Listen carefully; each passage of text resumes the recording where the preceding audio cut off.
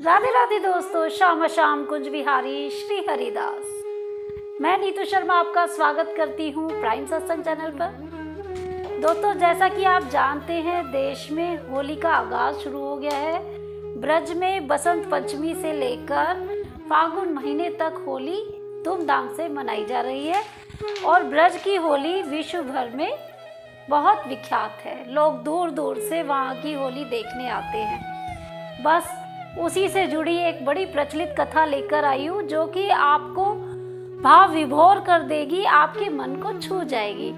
तो इस कथा को सुनने के लिए वीडियो के अंत तक जुड़े रहिएगा। तो दोस्तों, बात बहुत पुरानी है, करीब 500 साढ़े 500 साल पहले की, जब स्वामी हरिदास जी होते थे। आप जानते हैं, स्वामी हरिदास जी जो कि भगवान कृष्ण की जो गोपियां होती थी उनकी ललिता सखी का ही अवतार थे स्वामी हरिदास जी, जिन्होंने अवतार लिया, जन्म लिया, ताकि कलयुग में वो बांके बिहारी के रूप में कृष्ण और प्रिया जी को प्रकट कर सके, ताकि हम जैसे पापी भी उनकी लीलाओं का आनंद ले सके और उनके दर्शन कर सके। हरिदास जी ने अपनी संगीत साधना से बांके बिहारी को प्रकट किया। उस समय की बात है जब विभाजन नहीं हुआ था, जो भारत पाकिस्तान का विभाजन है वो नहीं हुआ था, वो एक ही हमारा देश हुआ करता था। तब एक संत लाहौर में पहुंचे अपने धर्म प्रचार के लिए, अपने धर्म के बारे में बताने लगे। वृंदावन की होली के बारे में बताया, वृंदावन में जो लीलाएं प्रिया प्रियतम जी की होती हैं उनके बारे में बताया। तो वहाँ पर एक बहुत बड़े व्यापारी थे। अब वो इतने भाव विभोर हो गए, इतने भावमय हो गए कि उनका मन रुक ही नहीं पाया वृंदावन जाने से। उन्होंने संत से पूछा कि मैं वृंदावन जाना चाहता हूँ और भगवान कृष्ण की सबसे अत्यंत प्रिय वस्तु क्या है। तो उन्होंने बताया कि इत्र भगवान कृष्ण को बहुत ही प्रिय है।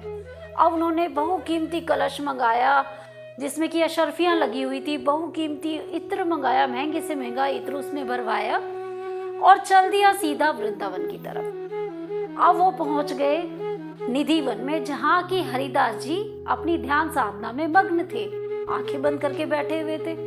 अब भगवान कृष्ण भी अपने भक्त के लाई हुई भेंट के लिए बेकरार थे। अब हरिदास जी मानसिक तौर पर ध्यान साधना में प्रिया प्रियतम की होली देख रहे थे। प्रिया प्रियतम की होली की लीला चल रही थी। राधा जी कृष्ण भगवान पे रंग डाल रही थी और कृष्ण भगवान राधा जी पे रंग डाल रहे थे, पिचकारी से रंग डाल रहे थे, गुलाल डाल रहे थे, गुलाल खेल रहे थे। अब हुआ क्या, संत जो थे, जो इत्र लाए थे, वो चुपचाप से हरिदास जी के सामने जाके बैठ गए और इंतजार करने लगे कि हरिदास जी कब आंखें खोले और मुझे अनुमति दें कि मैं बांके बिहारी जी को अपनी भेंट जो है वो दे दूं। अब हरिदास जी तो आंखें बंद करके प्रिया प्रियतम की इस लीला का आनंद ले रहे हैं। अब हुआ क्या कि अब आप जानते हैं, जो गोपी होती है वो अपनी सखी का ही साथ देती हैं। अब राधा जी के पात्र में रंग खत्म हो गया, पानी खत्म हो गया। अब वो कृष्ण भगवान पे क्या डाले, ये तो राधा जी के लिए हार की बात थी। अब वो ललिता सखी रूपी अवतार यानी कि जो हरिदास जी थे, उन्होंने क्या किया, सीधा वो पात्र लिया इत्र का और जमीन में उल्टा कर दिया। जो कि वो बहुकीमती इत्र इतनी दूर से लाए थे, उन्होंने मिट्टी में जमीन में ही उल्टा डाल दिया। अब संत को एक तरफ से तो जो इत्र लेके आए थे उन्हें गुस्सा भी आया, लगा भी कि मैं इतना महंगा बहुकीमती इत्र भेंट करने के लिए लाया हूँ और इन्होंने उल्टा जमीन में मिट्टी में क्यों डाल दिया। पर हरिदास जी ने अपने मानसिक तौर पर अपनी ध्यान साधना में राधा जी के पात्र में उस इत्र को डाला था और राधा जी ने उस पात्र को उड़ेल दिया भगवान कृष्ण पर। अब तो जी लीला होती गई, वो अपनी लीला का आनंद लेते गए। अब बाद में हरिदास जी ने जब आंखें खोली तो संत ने सारी बात बताई कि मैं जो इतनी दूर दूर से इत्र लेके आया था, आपने तो नीचे डाल दिया। चलो जी कोई बात नहीं, संत जो है चुपचाप से सहन कर गए।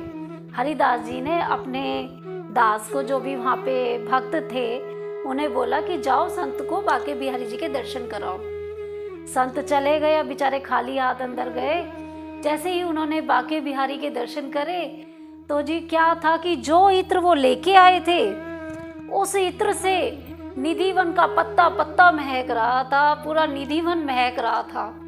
हर जगह उसी इत्र की खुशबू ही खुशबू थी। उस इत्र से यानी कि जो राधा जी ने इत्र रंग समझकर भगवान कृष्ण पर निधिवन में होली खेली थी, उस इत्र से निधिवन का पत्ता पत्ता महक गया। तो ये थी भगवान कृष्ण की इत्र लीला, जो कि इतने बेकरार थे अपने भक्त के लाए हुए इत्र को स्वीकारने के लिए। तो दोस्तों, मुझे लगता है आपको ये कथा बहुत पसंद आई होगी। ऐसा सच में होता है, जब भी हम कोई भेंट बड़े प्यार से अपने भगवान को भेंट करने के लिए लेके जाते हैं, वो हमसे भी ज़्यादा बेकरार होते हैं उसे पाने के लिए। ऐसी बहुत सी लीलाएं हैं, ऐसी ना जाने कितनी ही लीलाएं हैं जो कि भगवान ने अपने भक्त के लिए दिखाई हैं। ऐसी ही लीलाएं जानने के लिए हमसे जुड़े रहिए।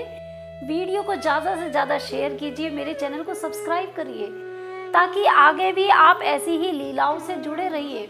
ऐसी ही लीलाओं को सुनिए जो कि आपके मन को भाव विभोर कर देंगी और आपको बहुत बहुत और बहुत अच्छी लगेगी।